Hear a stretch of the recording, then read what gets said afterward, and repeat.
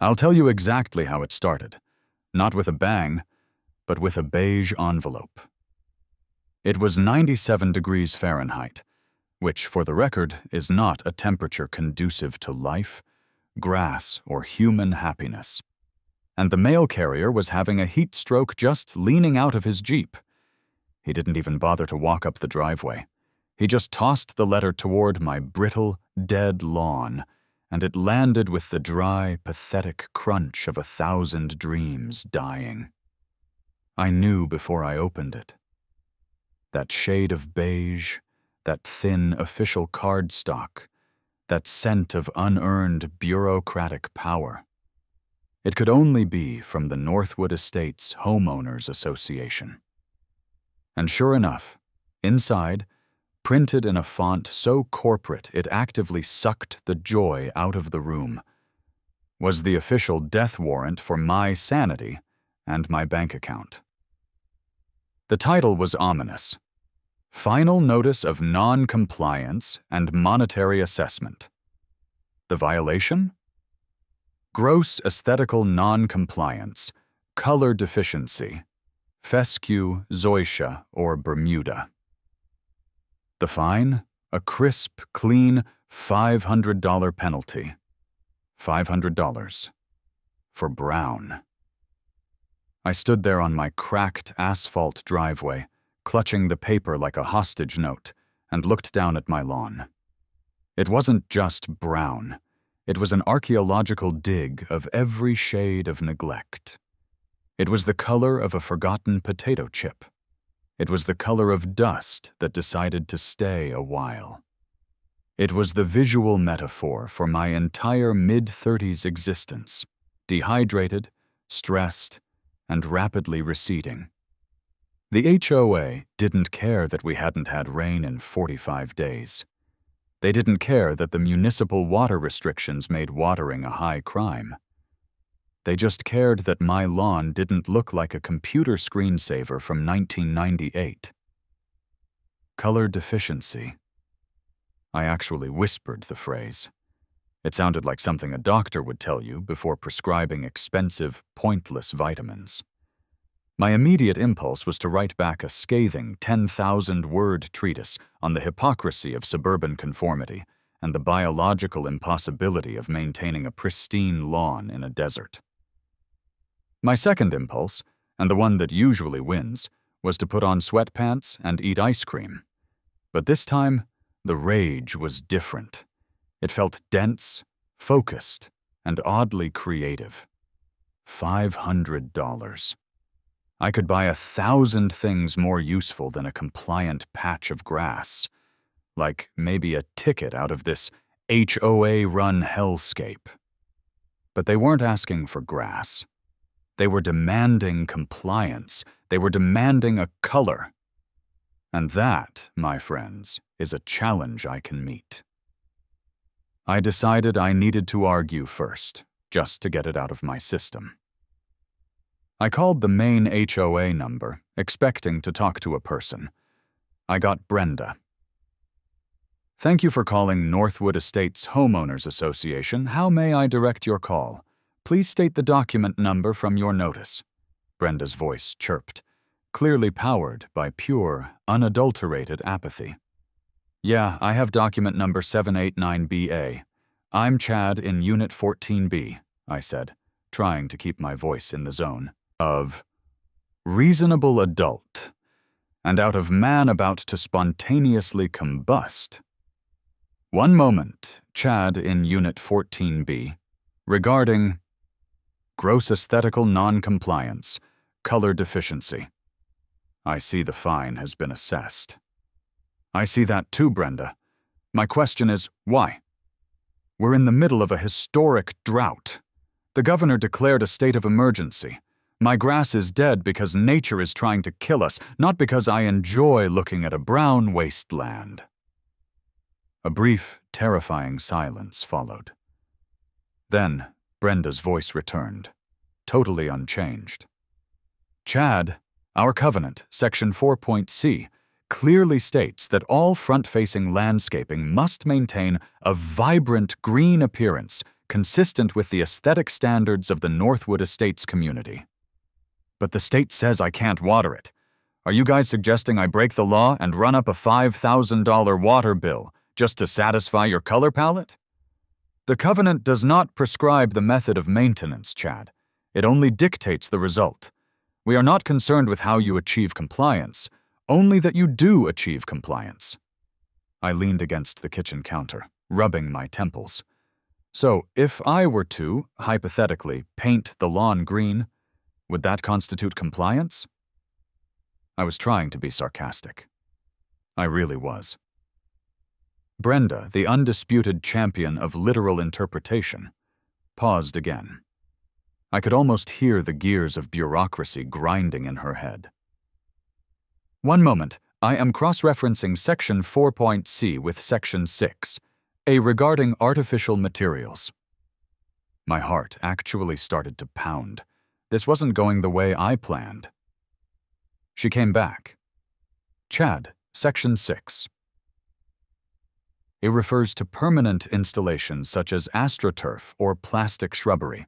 It does not prohibit non-permanent aesthetic enhancements.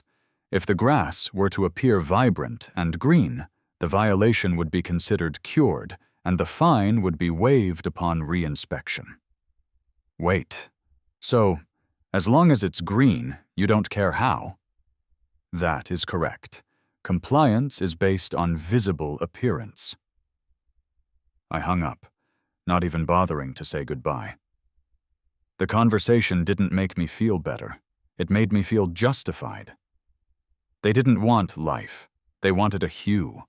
They wanted compliance through cosmetic means. Fine, let's play cosmetic. The sheer, unadulterated spite drove me straight to the biggest, nastiest hardware store in the county. I walked past the lawn and garden section, ignoring the bags of expensive organic fertilizers and the fancy, restricted sprinkler systems. That was for suckers. I needed something fast, cheap, and deeply, offensively effective. I found my treasure in the construction aisle. It wasn't labeled lawn dye. It was labeled Easy Mark Fluorescent Construction Marking Paint. And the color? Forest green. The cans were fat, industrial, and promised adhesion to concrete, asphalt, and presumably the brittle husks of dead grass. I didn't just buy one, I didn't buy 5. I filled an entire cart with about 20 Citul cans. The young guy stocking shelving racks, wearing a name tag that read Kyle, looked at my haul. "Big project, man?" Kyle asked, clearly envisioning some kind of massive property boundary, or maybe a high-stakes, impromptu game of soccer. "Yeah, Kyle," I sighed. "I'm redesigning reality." Kyle looked at my dead-inside expression and just nodded slowly, deciding I was maybe a lost cause or a performance artist. Pushing the cart back to my beat-up sedan, I narrated the entire situation to myself, $500 versus $56 worth of industrial paint. This is not just a solution, this is a declaration of independence. This is the American spirit of finding a ludicrous loophole. It was temporary, sure. It was toxic, probably. But it was also the cheapest way to send a very visible middle finger to the self-appointed kings of the cul-de-sac. In my mind, this was a $50 fix for a $500 problem. A brilliant, small-scale, stick-it-to-the-man operation. I wasn't thinking about a business. I wasn't thinking about a career. I was thinking about winning a highly specific, geographically localized turf war with Brenda. The time for art, or rather, the time for aesthetically compliant vandalism, was 1:00 a.m.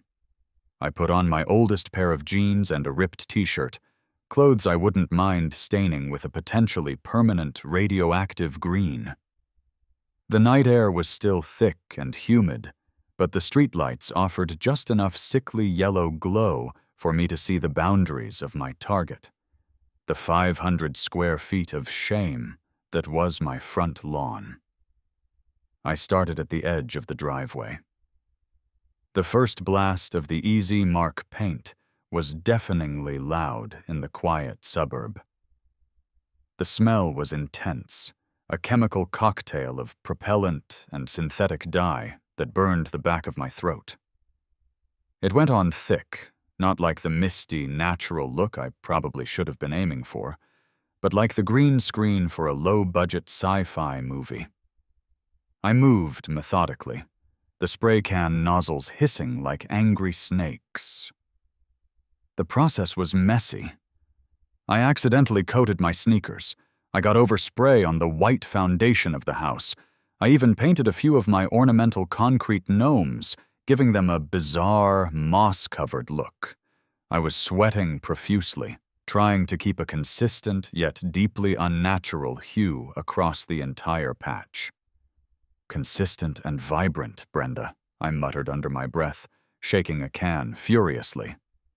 "You wanted vibrant? You're getting vibrant."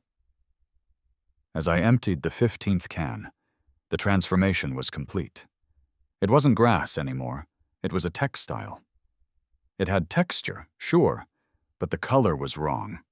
It was the color of cartoon slime, the green of the Stay-Puffed Marshmallow Man if he'd been made of radioactive waste. It was shockingly, offensively green, the kind of green that makes your teeth hurt. But it was undeniably, legally, green. I tossed the empty cans into a trash bag.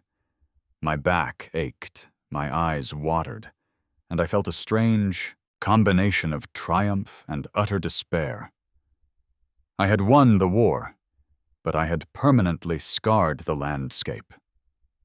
Then the cliffhanger.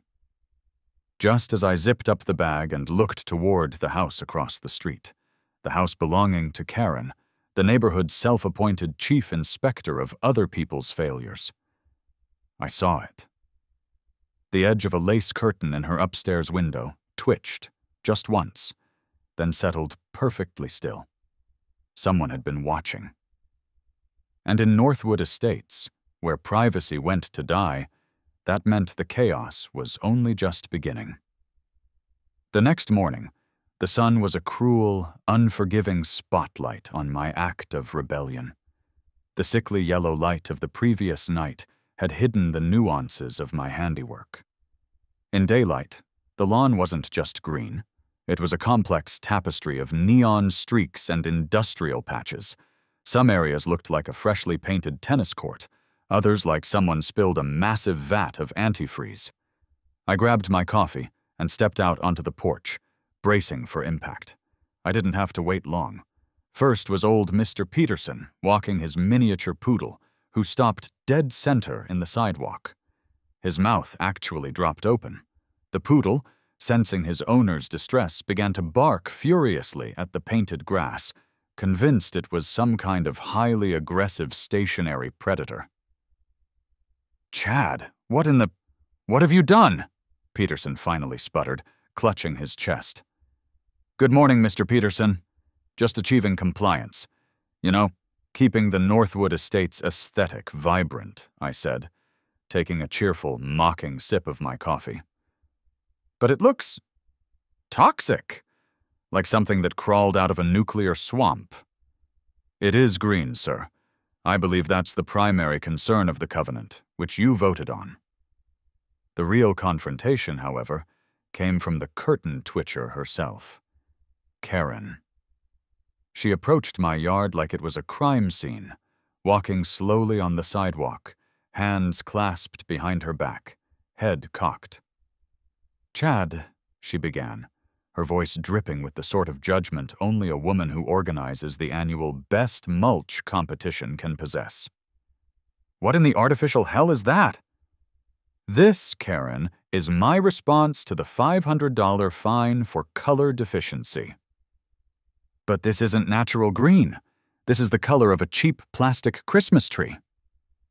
"Again, Karen, the notice didn't specify the shade of green, only that the grass must maintain a vibrant green appearance. I believe I've exceeded expectations on the vibrant front. I'd call this aggressive compliance green. It's a statement. She leaned in, her eyes narrowed. The texture is all wrong. It looks tacky. I shrugged. Looks are subjective. Compliance is not. The color is green. I've done my part. You should probably call Brenda and let her know I've achieved maximum aesthetical vibrancy. Karen just shook her head, muttering about property values. She was both horrified and, I could tell, begrudgingly impressed by the sheer, unadulterated audacity of the act. I'd managed to break the spirit of the rule while technically adhering to the letter. A small victory, but a victory nonetheless. The impact escalated immediately. It wasn't just the neighbors muttering, it was the entire local area. Turns out the teenager across the street, little Leo, was not just twitching a curtain. He was live streaming the final moments of my spray job. Later that afternoon, my phone blew up with texts from people I hadn't spoken to since high school. My lawn, my radioactive, slime-green, completely dead lawn, was a local sensation. The video was titled, "Homeowner Fights HOA with Toxic Slime Lawn." The comments were glorious.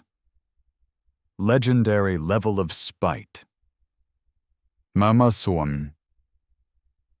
This is how you win American freedom. I literally thought someone spilled hazardous waste.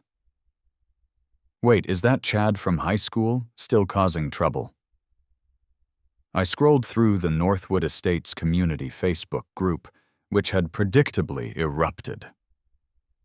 Mr. Thompson, the HOA president, was trying desperately to manage the comments, claiming the situation was under review and that the homeowner was demonstrating an irresponsible use of temporary aesthetic alterations.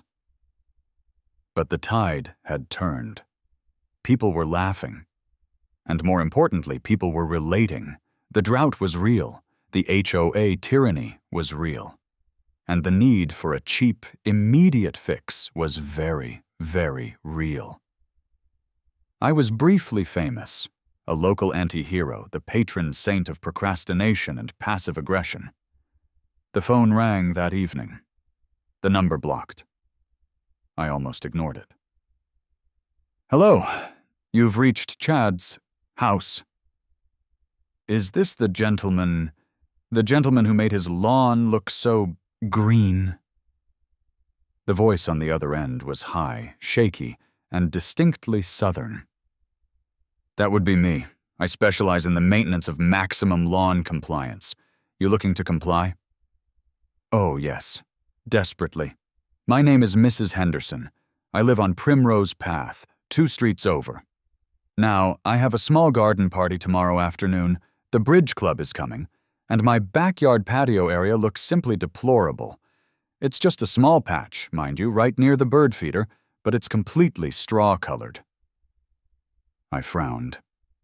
Ma'am, I used construction paint. I wouldn't recommend it for high-traffic areas or areas near birds. Oh, nonsense. It needs to be green, Chad. Green. I heard your conversation with that Brenda woman. A real dragon she is. And you, young man, you sound like a genius. I'll give you $100 cash right now if you can make that pathetic patch green before noon tomorrow. Just that one spot. No questions asked. $100 for an hour of work. I had been planning on playing a video game for an hour. Suddenly, the chaotic, spite-fueled act turned into a potential side hustle. $100 was real money. Mrs. Henderson, I said, trying to sound professional, you've reached Green-A-Day Lawn Enhancements. Consider it done. But I'm warning you, the green is noticeable. Noticed is good, dear. Brown is the enemy. See you at 8. I hung up, heart pounding. Green-A-Day Lawn Enhancements. That name was terrible, but I was now officially in business. 8 o'clock found me on Primrose Path, trying to be a legitimate contractor. The hardware store trip this time was less spiteful, more researched. I found a gallon of actual commercial-grade lawn dye concentrate. It was advertised as environmentally safe, fescue-friendly natural blend. Natural blend? Where's the fun in that? I thought. But $100 was $100. I pulled out my new weapon of choice, a cheap, pressurized plastic garden sprayer. It looked like a prop from a B-grade movie, but it was far more controlled than a spray can. Mrs. Henderson's backyard was immaculate, except for the single, egregious 4-foot by 4-foot square of brown grass right where the ladies would be sitting. "Just this patch, Chad, dear," she instructed, hovering over me like a very polite security drone. "And try to blend it, please. Not that lovely but rather alarming color you have on your front lawn." "Blending achieved through superior technique, ma'am," I lied, pumping the sprayer handle. The initial spray was great. It came out in a fine mist, coating the dry stalks with an acceptable shade of healthy summer green. I was feeling good. I was feeling like a pro. I was envisioning a lifetime of easy cash, correcting nature's mistakes one $100 patch at a time. Then the clouds, which had been mocking our drought for 2 months, decided that right now was the perfect time to shed a single, localized tear. A sudden, sharp sprinkle began. "Oh heavens, the weather!" Mrs. Henderson cried, running inside for a tiny, decorative umbrella. I watched, horrified, as my beautiful, compliant mist began to rehydrate. The color wasn't setting. Instead, the concentrated dye started pooling.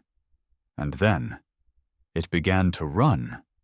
The grass patch was now a dark, muddy, oversaturated swamp of color. The runoff, intensified by the drizzle, turned into a shockingly vivid, toxic green river, which cascaded down the slight incline of her patio pavers and snaked toward her pristine, light gray concrete driveway. "Oh, my word!" Mrs. Henderson reappeared, dropping the umbrella. "Chad, my driveway. It's a feature, an emerald accent border," I stammered, scrambling to save my budding reputation. I grabbed her garden hose. Dialogue. Focus. The hilarious, frantic conversation. "Don't spray it with the hose," she shrieked. "You'll spread it." "I'm trying to dilute it. If I can dilute the pigment, it'll be fine. It's biodegradable," I yelled back, blasting the concrete. The dilution only made the green stain wider and fainter, turning the initial sharp line into a vast, sickly green delta that stained 3 feet of her driveway and shimmered ominously. "It looks like an alien organism has bled all over my patio," she wailed. "No, no, ma'am, it's postmodern lawn art. It's evocative of the drought crisis. It's a statement on suburban decay." I was pleading now, trying to wipe the dye with my hands, which only turned my fingers the color of a neon Jolly Rancher. "I'm not paying for this environmental disaster. You've ruined my driveway."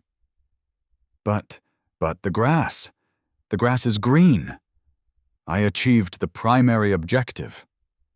I pointed weakly at the now soggy, unnaturally dark patch. She looked from the dark patch to the spreading stain on her driveway, then back at me, covered in paint and dripping with hose water. "I'll give you $50, and you get out of here. And you are never to tell anyone I hired the toxic slime lawn guy." I took the $50. I learned 2 things. 1, construction paint is better than the natural stuff for sheer spite. And 2, I needed to seal my professional jobs, or at least check the weather forecast. I spent the rest of the day in my garage, drying off and feeling like a fraud. But I still had $50, and I still had the core idea. The problem wasn't the concept. The problem was my amateur execution. I returned to the hardware store, buying a dedicated backpack sprayer, the kind they use for pest control, and proper safety goggles. I spent hours online reading forums for golf course groundskeepers, learning about surfactants, application rates, and professional sealant mixes. I discovered I was supposed to be misting the blade, not drowning the root. My business needed an upgrade. Green a Day sounded like a cheap supplement. I needed something respectable, yet slightly menacing. Something that captured the aggressive nature of my compliance. I settled on the Emerald Epidemic, Aesthetic Compliance Consultants. I bought 2 giant magnetic signs that read, "The Emerald Epidemic. We don't wait for nature." I was no longer just Chad, the guy fighting the HOA. I was Chad, the self-proclaimed aesthetic compliance consultant. My target audience wasn't just old ladies anymore. It was the entire, panicked, rule-following, drought-stricken suburban world. I was ready to market myself to the very source of my original trauma, the HOAs themselves. The irony wasn't lost on me, it was the entire business plan. My first official work vehicle, my beat-up 2008 Ford Ranger, now decorated with the shiny magnetic signs, looked, shall we say, conspicuous. My first few successful non-running jobs, I finally figured out the sealant, drew attention. Good attention from clients, but terrible attention from the governing body. One afternoon, I was pulling out of a freshly painted lawn, a masterpiece of deep, velvety Augusta green, when a golf cart, driven by the humorless HOA president, Mr. Thompson, cut me off. He was wearing a visor and a polo shirt starched so stiffly it looked weaponized. He held up a brightly colored piece of paper.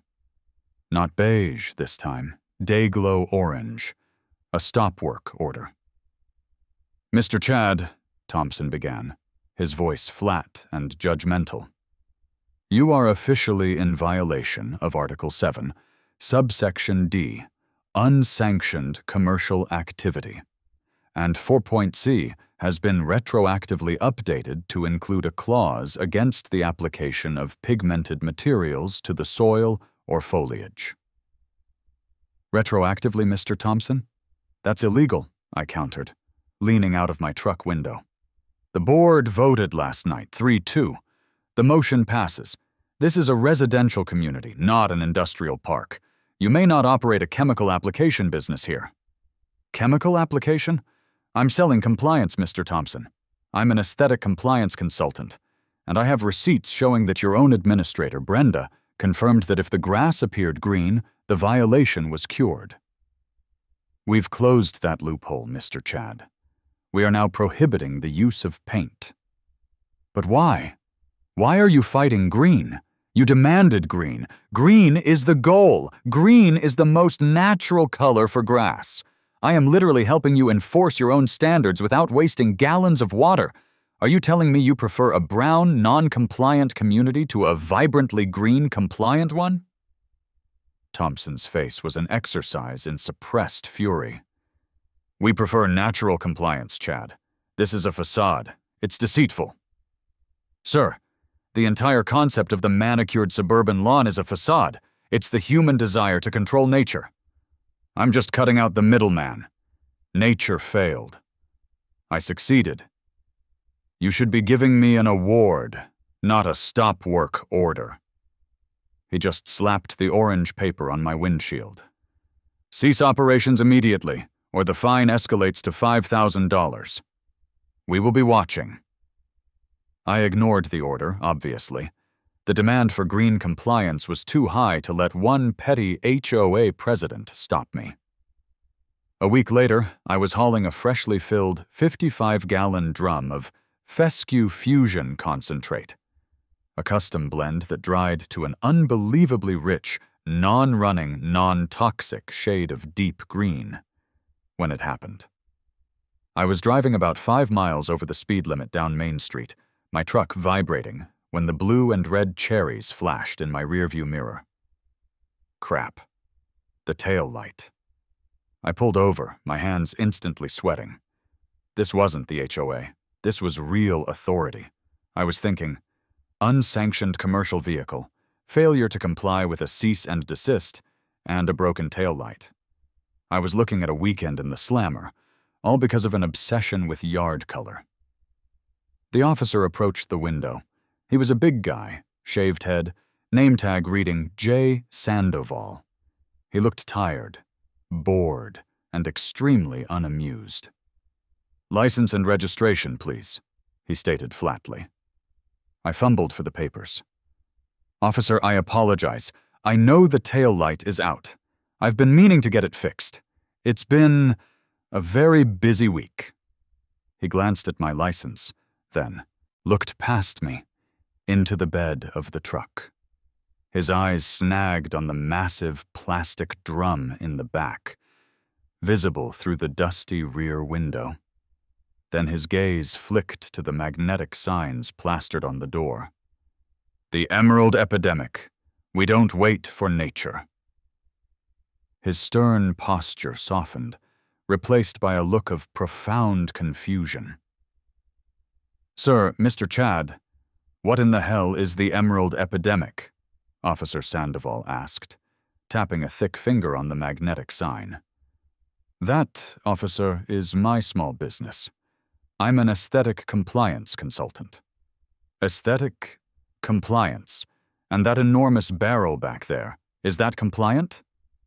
"It's liquid concentrate. It's fescue fusion. It's what I use to make dead grass green. Non-toxic, environmentally safe, and highly effective against HOA fines." Officer Sandoval stepped back, tilting his head. He looked from the drum to the sign to my frantic, stressed face. He let out a slow, heavy sigh. "So, you're telling me your job is to paint people's dead lawns green?" "Yes, sir, precisely. We provide instant, guaranteed compliance with all neighborhood aesthetic standards. You demand green, we deliver green. We are purely cosmetic, like a filter on Instagram, but for your yard." He rubbed his chin. "I just pulled you over for a broken light. Now I'm hearing about cosmetic landscaping fraud. Is this a joke?" "It is deeply serious, officer. People are terrified of their HOAs. They're facing huge fines. I am providing a public service. I'm literally selling peace of mind, delivered in a fine green mist." The radio crackled with some routine police chatter. Officer Sandoval ignored it. He was processing the sheer absurdity of the situation. "Wait, my mother-in-law lives over in Northwood Estates. Her lawn is terrible. She got a notice, too. It was brown as a paper bag." "That's my primary market, sir. Those HOAs are the best marketing agency I've ever had. They create the problem. I sell the solution." He paused, a flicker of something. Amusement, recognition, in his eye. "Are you the guy from that TikTok video? The toxic slime lawn?" "I have rebranded. I now prefer the Emerald Epidemic. It sounds more professional." Officer Sandoval shook his head, a genuine smile breaking through his professional facade. "Look, Mr. Chad, you have a broken tail light. I can write you a ticket for that. I can probably write you a ticket for having epidemic plastered on your vehicle. But I won't, because this is the most ridiculous genius thing I've heard all week." He handed my license back. "You're either a genius or insane. Probably both. Get that light fixed and stay out of trouble. And maybe send my mother-in-law a business card. She's Unit 17C. I watched him walk back to his cruiser, a genuine sense of triumph washing over me. The police were no longer the enemy. They were potential clients. The chaos was gaining legitimacy. The cease and desist was a declaration of war. I decided to respond not with paint, but with a presentation. I found out the next HOA board meeting was Tuesday. I had to go. The community hall was filled with all the usual suspects: Karen, Mr. Peterson, and, presiding over the misery, Mr. Thompson. The room smelled of disappointment and stale coffee. When they got to the new business section, I stood up, adjusting my cheap, slightly green-stained blazer. "Mr. Thompson, members of the board, my name is Chad, Unit 14B, owner of the Emerald Epidemic, Aesthetic Compliance Consultants, and I'd like to present a detailed solution to your ongoing color deficiency crisis." Thompson bristled. "Mr. Chad, you have an active cease and desist order." "Which is why I'm here, sir, to explain why that order is fiscally irresponsible and aesthetically short-sighted. I've prepared a PowerPoint presentation." I plugged in my laptop and projected my slideshow onto the wall. The first slide was a close-up photo of my old brown lawn, labeled "Problem: Non-Compliance. Cost to HOA. Damage to aesthetic integrity." The next slide was a photo of Mrs. Henderson's disastrous green runoff, which I had labeled "Postmodern Lawn Art, Evocative of the Drought Crisis. Early Prototype." The room gasped, then started murmuring. "As you can see," I continued smoothly, "my early work was avant-garde.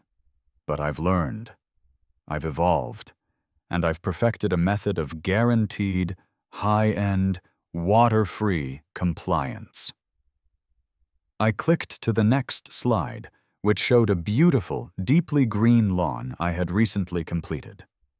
Solution: the Emerald Epidemic. Cost to HOA: 0. I then launched into my argument. The problem is the rule, not the grass. You demand green. I provide green.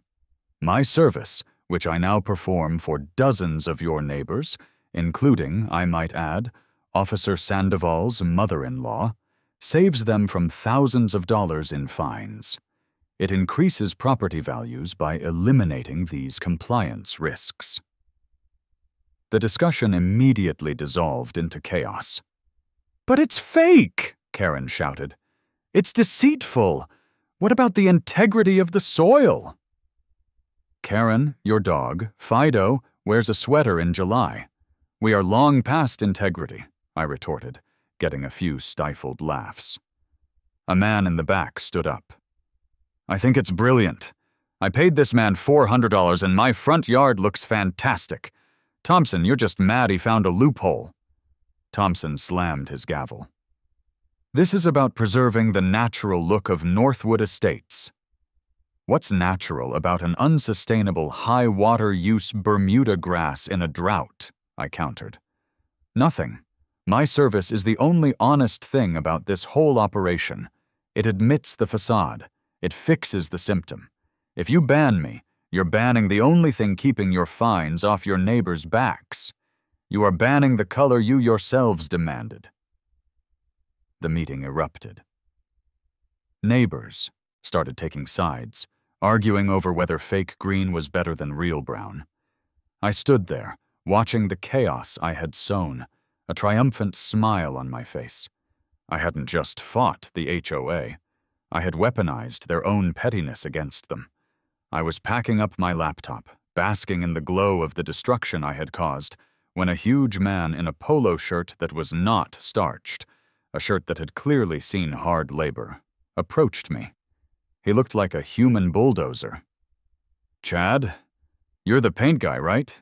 The epidemic fella?" "The one and only. Did you need aesthetic compliance consultation?" "I'm Tony Balducci, Big Tony's Landscaping. And you, kid, are messing with my margins." Tony's voice was gravelly, his hands massive. I immediately went defensive. Here it comes. The real competition. "Look, Tony, I'm not watering grass. I'm painting it. We're in completely different industries. Your sustainability, I'm immediate superficiality. Tony smirked. Yeah. Listen up, smartass. I got a job. A big one. Foreclosed property needs to be moved fast. The bank wants it to look like money, not a crack den. I can get the bushes trimmed, but the yard is a mile-wide patch of burnt toast. He leaned in, lowering his voice. I can't use my guys. My guys are real landscapers. They got standards, but this needs to be green, like shockingly green. I don't want it to look natural. I want it to look like they just won the lottery and paid someone to make the yard look fake perfect. You want my service? I stated, a genuine wave of surprise hitting me. I want a contractor. You're a contractor, right? You got a truck, you got paint, you got a stupid name. You're a vendor. I'll pay you $5,000 for a flawless job on a half-acre lot. Cash. But it needs to be ready by Friday. Dialogue. Focus. The absurd negotiation. $5,000 for painting grass? It's not painting, kid. It's aesthetic staging. It's a necessary high-volume cost to ensure rapid equity movement. It's what we call cosmetic diligence in the industry. Tony was throwing around jargon like confetti. Okay, Tony, I'm calling my price $6,500. It's high volume, yes, but this requires premium fescue fusion and a layer of UV-resistant polymer sealant. I also need 48 hours to secure the necessary volume of emerald concentrate. Tony squinted at me. Polymer sealant? That a thing? It's a crucial component of the epidemic. Keeps the compliance locked in for 6 months, even through a freak thunderstorm. You don't want green rivers, do you, Tony? Tony hesitated, then clapped me on the shoulder, nearly dislocating it. 6,000, tops. You get it done right. You get future work. We'll call it a subcontractor agreement for specialized horticultural appearance enhancement. We meet halfway on the price, and you get halfway on the professionalism. Deal? And I shook his massive hand. Deal, Tony. Welcome to the Emerald Epidemic. The HOA meeting had led not to my ruin, but to my biggest contract yet. I was officially in the big leagues of fake lawn maintenance. $6,000. That meant I needed an employee. I called the only person I knew who was perpetually unemployed and constantly complaining about it, my best friend, Rick. Rick showed up wearing flip-flops and a shirt with questionable stains. Dude, you want me to help you paint a lawn for $300? Rick asked, looking utterly disgusted as he stared at the gigantic foreclosed property. $600, Rick. And yes, this isn't just painting, it's high-volume aesthetic compliance, I said, handing him a backpack sprayer and a pair of industrial-strength rubber gloves. What's the mixing ratio again? 1 part concentrate, 10 parts water? No, you idiot. We're doing a double pass. The first pass is 118 for the base coat. The second pass is a 112 mist for the textural finish. You oversaturate, it runs. Tony kills us both. Got it? Dialogue. Focus. Working with Rick. Rick sighed dramatically. But how do you know if it's 1-8? I just put in some green stuff and some water. You have to measure. It's chemistry, Rick. It's the science of spite. If the color is too light, the HOA rejects it. If it's too dark, it looks like a cheap miniature golf course. It has to be perfectly fake. We spent the entire first hour arguing over water quality and the proper pumping rhythm of the backpack sprayer. Chad, my shoulder is cramping. Why can't we just use the truck's engine to power this thing? Because that costs money, Rick, and we're entrepreneurs. We use elbow grease and cheap plastic equipment. Now stop looking at your phone and get the northern patch. I'm focusing on the sightlines from the street. By the end of the day, we were both covered head to toe in a fine green dust. The lot, however, was transformed. It wasn't the natural, subtle green of a well-maintained yard. It was the deep, flawless, perfect green of a movie set. It radiated wealth and compliance. It was beautiful in its dishonesty. Tony Balducci arrived the next morning in a pristine black SUV.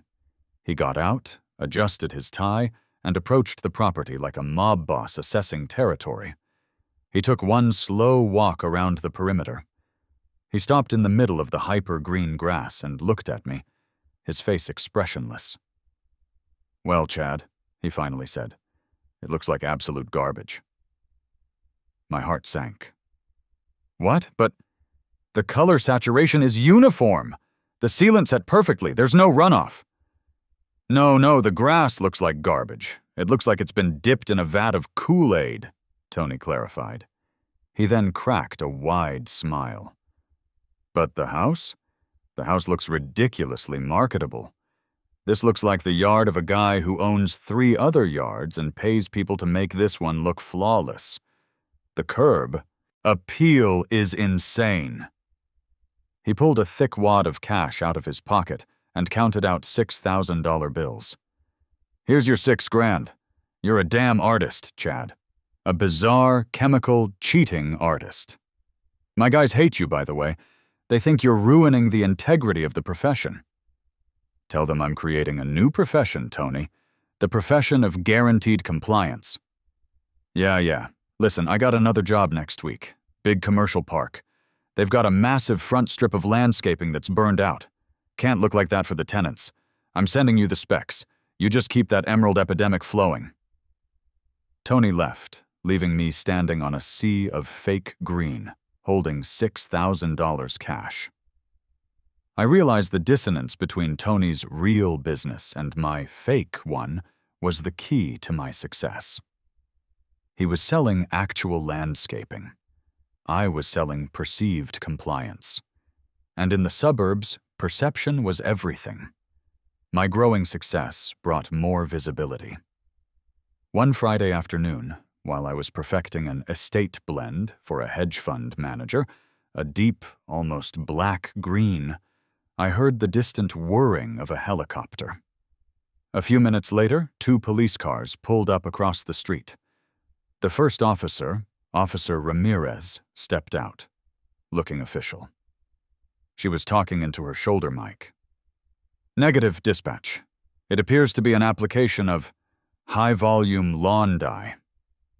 No evidence of controlled substances or suspicious aerial chemical activity at this time." I dropped my sprayer and walked toward her. "Everything okay, officer? Just achieving maximum aesthetic compliance here." Required interaction, cops. Take 2.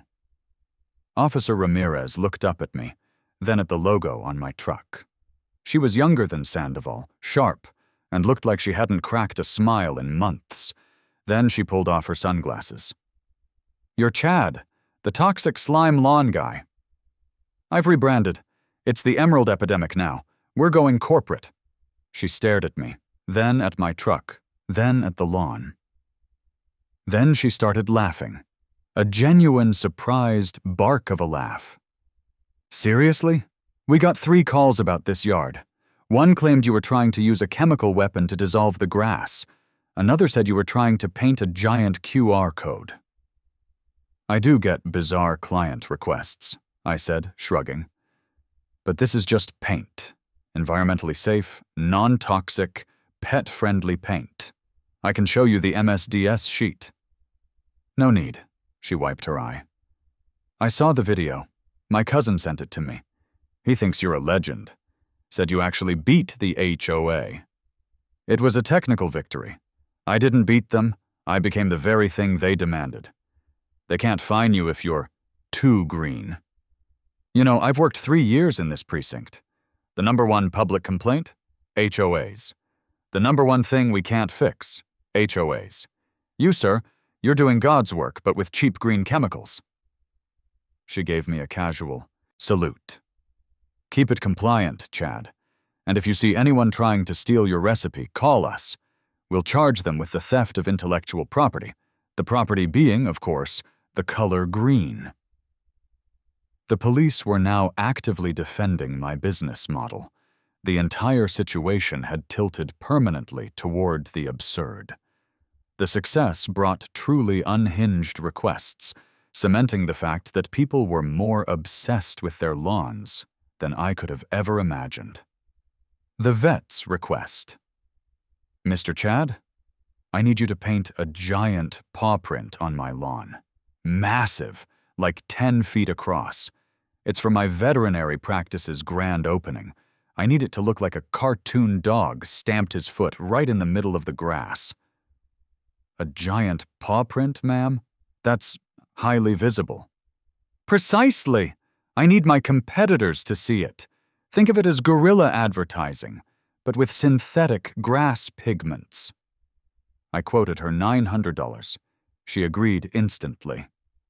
The golfer's backyard. Chad, I'm a terrible golfer, but my backyard is huge. I want you to paint perfect white stripes, like a fairway, so I can practice my alignment. And can you paint a perfect, deep green circle around the hole? So you want a fake golf course, right up against your patio? No, I want a perfect fake golf course. If it looks too real, my neighbors will complain. If it looks fake, it's a decoration. I'm calling it the practice art installation. The ombre effect. The hedge fund manager, Mr. Davies, was the weirdest. Chad, I need something subtle, something high-end. My pool cabana area is immaculate, but the grass fades toward the back fence line. I can fix the fading, sir. I have a darker estate blend for that. No. I want you to start with the Augusta green nearest the house, then gradually, over 20 feet, transition to a very pale, almost mint green near the fence. A subtle ombre effect. It needs to look like a high-end designer rug. No stark lines, just a slow, perfect gradient of color. I charged him $1,500 for the artistic complexity of the ombre lawn. He was thrilled. My business was no longer about compliance. It was about art, fraud, and the baffling demands of the rich. The final battle against the Northwood Estates HOA was scheduled for the annual community meeting, a truly miserable event held in the scorching hot last week of August. This time, I didn't show up alone. I walked in accompanied by a dozen of my most satisfied clients, all of whom had perfectly, chemically enhanced front lawns. I had even painted Officer Sandoval's mother-in-law's front walk a subtle, complementary moss green, just for moral support. The motion on the floor, proposed by Mr. Thompson, was simple. The total and permanent prohibition of all non-natural aesthetic enhancements, specifically including lawn dyes and pigments. Thompson launched into a furious tirade about property integrity and fraud. This man is selling a lie. We must protect the spirit of the covenant.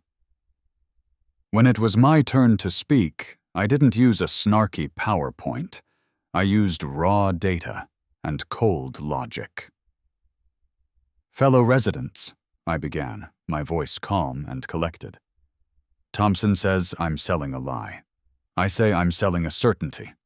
Let's talk about money. I held up a series of printouts. Since the emerald epidemic started operations, fines for color deficiency in Northwood Estates have dropped by 92%. Property sales on Primrose Path, where my clients operate, have averaged $15,000 over the asking price. Why? Because I eliminate the risk of the fine. I laid the trap. If you ban the emerald epidemic, two things happen. One, all my clients, who look compliant now, will revert to brown, and Mr. Thompson gets to charge you thousands in fines again. Two, you create a water war. You'll force everyone to choose between a fine and breaking the water laws. A wave of murmurs went through the room. People hate fines more than they hate fake green. My business plan is not to defraud nature, I concluded. It is to ensure the board's primary aesthetic demand is always met. I'm the cheapest insurance policy you'll ever buy." The vote was held. The motion to ban my business failed. 45 to 30. I had won. The emerald epidemic was officially and absurdly HOA approved. The ultimate testament to my success came 3 months later. I got a call from a network producer. They were filming a segment for a home design show, focusing on the mansion of a newly famous reality TV star, Tiffany Jacks. Tiffany had 2 demands. 1, the house must look perfect, and 2, the lawn must be camera-ready for her big reveal. I was tasked with painting her entire 1-acre front lawn. I used my most expensive customized Showtime blend. I used dual sprayers for a perfect crosshatch pattern, creating stripes so clean they looked painted by a laser. I sealed the whole thing with 3 coats of my UV-resistant polymer. When I finished, I stepped back to look at it. It was flawless. It had the deep, impossibly rich color of an Irish spring morning, the perfect density, the perfect texture.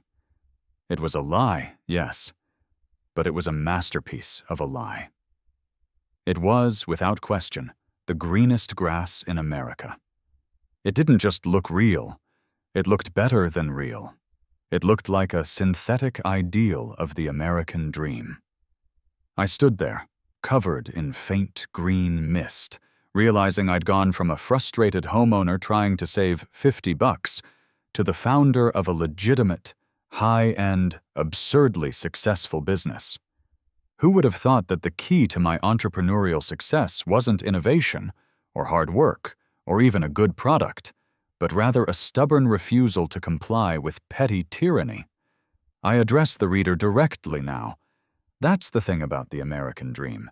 You think it's about hard work and honesty, but often it's about finding the weird, legal loophole that allows you to sell people exactly what they want, even if it's totally fake.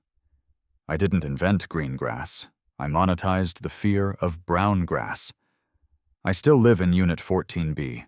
My own lawn is now a permanent, beautiful, chemically induced dark green. Mr. Thompson still gives me the stink eye, but he can't do a thing about it. Brenda from the HOA now calls me to ask about the best shade of estate blend for certain non-compliant clients.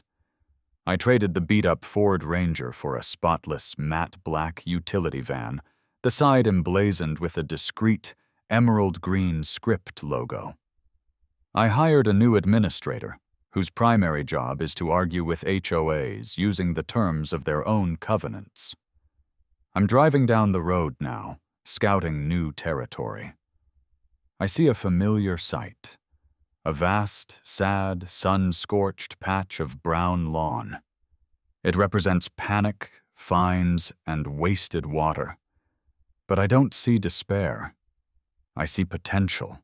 I see opportunity. I see a beautiful, blank canvas. I tap the steering wheel and smile.